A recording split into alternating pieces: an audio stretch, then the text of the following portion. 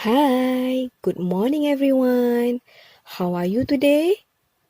Today we will go to the farm. Let's go. Look, there are cows.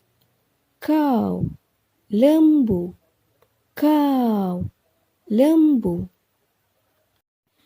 I see another animal. There are horse, horse, kuda, horse, kuda.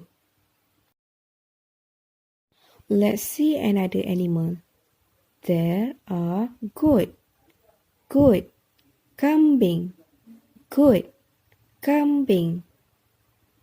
Next, there are cats, cat, kucing, cat, kucing. There are duck, duck, itik, duck, itik. I think this is the last one. There are chicken, chicken, ayam, chicken, ayam. That's all for today. Thank you. Bye. See you later.